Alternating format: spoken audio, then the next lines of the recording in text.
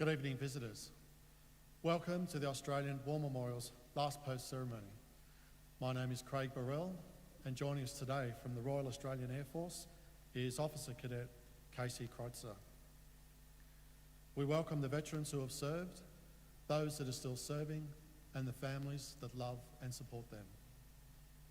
We acknowledge the members of RSL and Services Clubs Association, RSL Victoria, and RSL Queensland, who are watching the broadcast of this ceremony across Australia.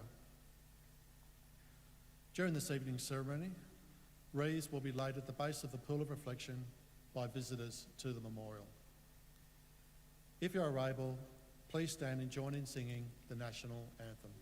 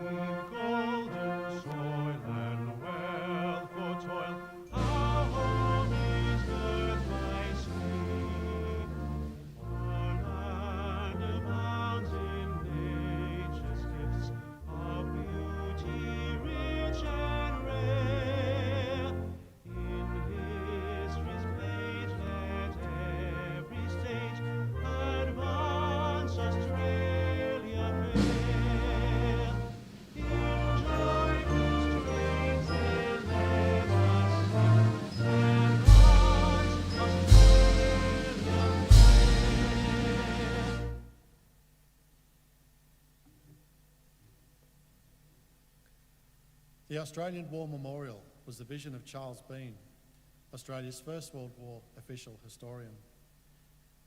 Bean landed with the Australian troops on Gallipoli and stayed with them at the front through to the end of the war. The idea of this National Memorial and Museum came to him at Pozières, France, in the depths of the bloody fighting of 1916. Bean's idea was that this would be a place where families and friends could mourn their loved ones buried in faraway places. It would also be a place that could help all Australians understand what these men and women had endured and what they had done for us. Bean's vision, to which we remain true, is best expressed as inscribed in the entrance to the memorial's galleries. Here is their spirit in the hearts of the land they loved, and here we guard the record which they themselves made. Tonight, we will read the story behind just one of those on the Roll of Honour, which lists the names of more than 102,000 men and women who have given their lives for us in war and on operations for more than a century. But first, we present a lament, Flowers of the Forest. Wreaths or floral tributes will now be laid at the base of the pool of reflection.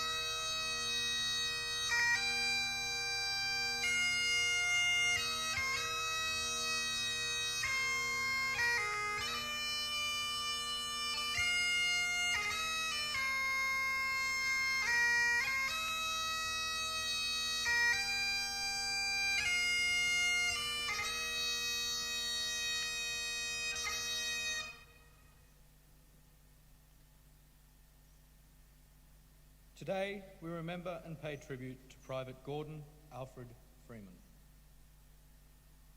Gordon Freeman was born in 1895 to Henry and Annie Freeman of Kerrang, Victoria. He had one brother and three sisters.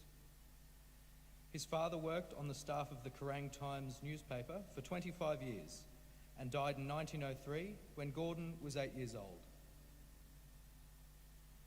Gordon grew up in the Kerrang district, where he was known as a young man of great promise. He was an active member of the Methodist Church and a lay preacher on the district circuit. He was also a strong temperance advocate and had, for many years, been a member of the local Reshavite Lodge. Following his education, Gordon Freeman went on to work as a salesman in his grandfather's timber merchant business in Kerrang. Gordon Freeman enlisted in the Australian Imperial Force in February 1916. He underwent a period of training in Australia before leaving for active service overseas with the 38th Battalion on board the troop ship Runic. Private Freeman arrived in England on the 10th of August 1916 and continued training on Salisbury Plain for another 3.5 months before being sent to fight on the Western Front. The 38th Battalion spent the bitterly cold winter of 1916 to 1917 rotating in and out of the front line and conducting raids into the German trenches. While briefly out of the front line in 1917, Private Freeman wrote to his grandfather, saying, "I cannot help thinking of the boys who are out there tonight, holding the line which we left. When one has spent the time I have in the line, not very long, you begin to realise the meaning of war. Especially do you think when one by one you see your mates whom you have trained with going out on stretchers, sleeping the peaceful sleep of death, or else wounded, yet triumphantly bearing the pain. Men are here brought face to face with eternity. They die just as brave as they live." On the 27th of May 1917, the 28th Battalion conducted a raid into German lines near the Belgian village of Ploegsteert. Sergeant Frank Whitelaw later recalled, "We had had bad luck to get cut up. I was busy binding a wounded man's leg when one of our boys came to me and said that Gordon was hit very hard and was dying. Although Whitelaw went to see him as soon as he could, Freeman had already died." Whitelaw wrote, "Gordon was a good boy, always willing to do his bit, and was well liked by the officers and all the men. He died doing his duty for his country and will be missed very much by all the boys of the platoon." The Freemans received a number of letters of condolence from the front. Corporal McKinnon wrote, "Gordon and I were tent mates when we first went to Bendigo camp, and being in my section since, I knew him very well, and can assure you that he was at all times the good, clean, good living lad over here that he used to be at home.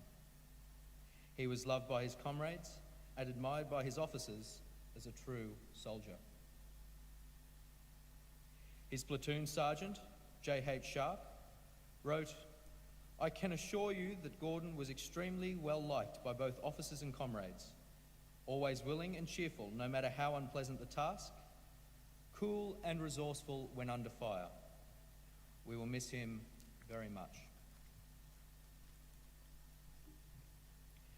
At a memorial service held in the Methodist Church in Kerrang for Gordon, the preacher paid tribute to Freeman's humbleness of mind in the pulpit, his enthusiasm in every good cause, his thoughtfulness and cheery ways as a son and brother, and the strong desire which moved his brave young heart to join the triumph of the righteous in the cause of Britain. Private Gordon Freeman was buried in the Strand Military Cemetery near Ploegsteert, where he lies today in a grave with no epitaph. He was 22 years old. His name is listed on the Roll of Honour on my right, among almost 62,000 Australians who died while serving in the First World War. A photograph of his headstone is displayed today beside the pool of reflection. This is but one of the many stories of service and sacrifice told here at the Australian War Memorial. We now remember Private Gordon Alfred Freeman, who gave his life for us, for our freedoms, and in hope of a better world.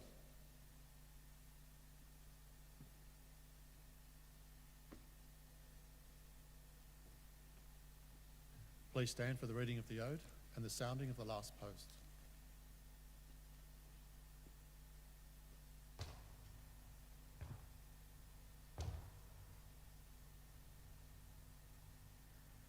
They shall grow not old, as we that are left grow old. Age shall not weary them, nor the years condemn. At the going down of the sun, and in the morning, we will remember them.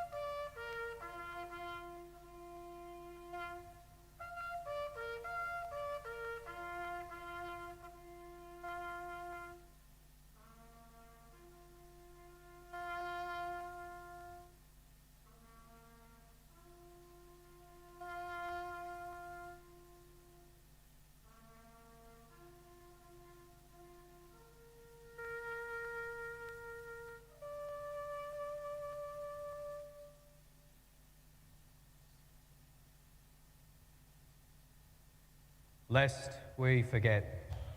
Lest we forget.